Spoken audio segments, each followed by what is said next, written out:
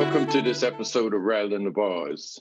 We have been following the cases in the prison system of COVID 19, and as of now, over 1,000 prisoners have died as a result of COVID 19. One of the things that's left out of the conversation about what's happening in the prison system is the political prisoners.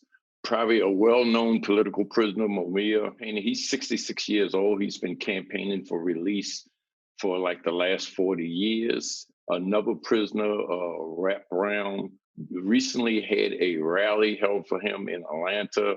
He's in his 70s. Lesser known prisoner in Nebraska, Ed Pondexter, who is 76 years old now, and who has served 49 years allegedly for killing a police officer, has been fighting for his freedom and his release for the last 40 years also. And he fits all the categories of being released. He's received several college degrees. He's worked in the prison among prisoners, teaching nonviolence. He's a model prisoner. The NAACP in the past have called for his release. A number of organizations have called for his release. The prison system still fails to release him. So here to talk about his case with me is his niece, Erica Payne. Erica, thanks for joining me. Thank you for having me.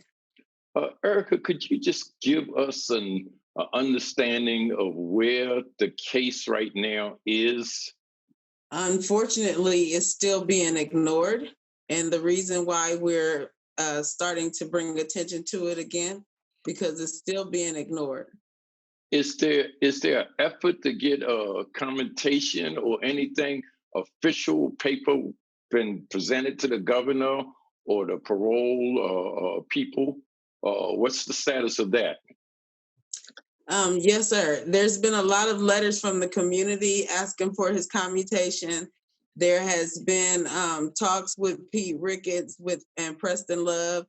There have been numerous attempts to have a seat on the agenda at the Pardons Board, and it has been denied and refused, even in the site of COVID-19. Okay. There is a number of these political prisoner cases around the country and campaigns.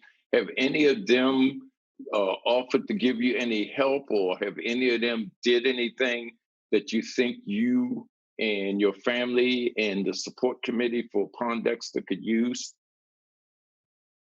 Actually, we've just gotten started, and I'm kind of behind the scenes on that. So I don't want to speak on that. But yeah, there's been a lot of like the ACLUs and people of that nature that have spoke to us and given us advice and things like that. But like I said, I'm not really the best person to like mention the actual agencies and things of that nature of who have reached out. But it has been a really big outpour as of lately. Okay, what's the state of Ed's health? I mean, how is he? You're his niece, so you probably go see him. What's that like? Well, I haven't seen him, and I have not seen him. I have talked to him, but I have not seen him because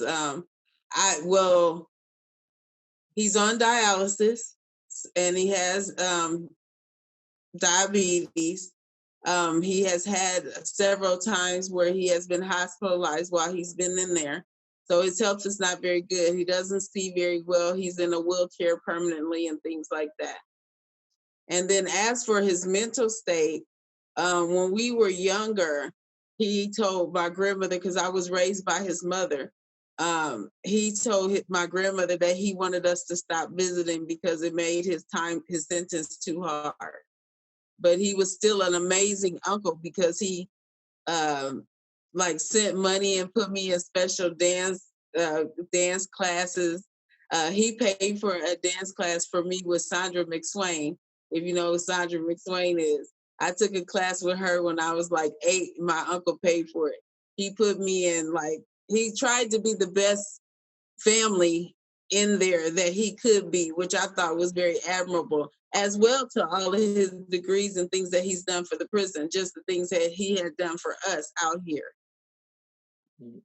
What kind of impact have this had on you growing up, knowing he's been there, or the family, in terms of not being able to get him out and feeling the loss of that uncle or that family member?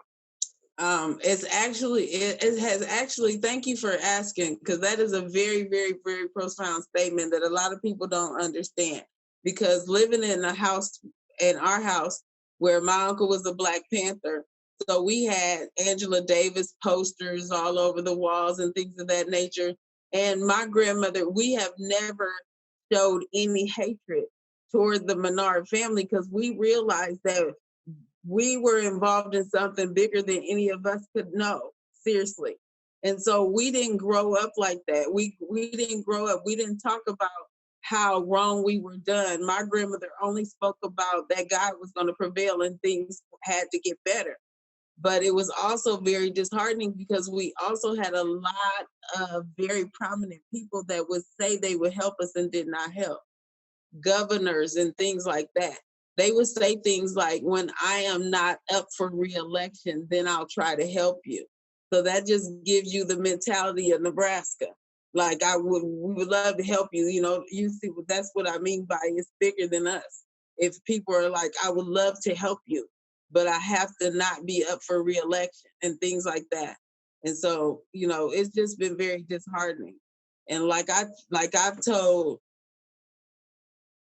many people, you couldn't imagine being a child and be Edward Poindexter's niece, my mother's brother, my grandmother's son that's raising me, and go to school and learn law and justice, and everything you're teaching me did not apply to my house.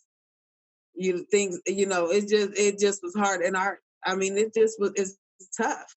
Just lately, you heard them talk about Klein and say that Klein was about the evidence and about the law. And I know that did not apply to my family. Okay. So since y'all are starting this campaign again, trying to get commentation, is it anything the public or people can do to help? And is there a contact uh, uh, address or something? Well, yes, sir. They can write the pardons board, and I don't have that sitting here, but I can get that information to you. And there was also a petition started that I can get that information to you as well. Okay. All right. Okay. Is there any final thing you want to leave the public with? You know, I just want people to understand that my uncle's case is not only my uncle, but it applies to we Black people in general, that we cannot allow them not to offer us the same freedom, the same rights as they offer to everybody else. You are not allowed to throw away evidence. You are not allowed to set people up. You are not allowed to do that. And we just sit back and you just hope that it'll go away. And I don't think people understand that, how serious it is. Like, it's not just Edward Poindexter. It's the fact that they can decide to be fair. And that's the way I raised my Black son. I told him, you stay from up under the radar, because you see what happened to your Uncle Butch. They get to decide if they're going to be fair with you. And I think that we should have, there should be some types of checks and balances where they're not allowed to do that. Okay. All right. So Erica, thank you. We'll continue to follow. And if anything happens, get in contact with our producer, Erica, and we'll follow up. Okay. Okay. Thank you so much for your time, sir. And I will get that information to you guys. Okay. Thank you. And thank you for joining this episode of Rattling the Bars.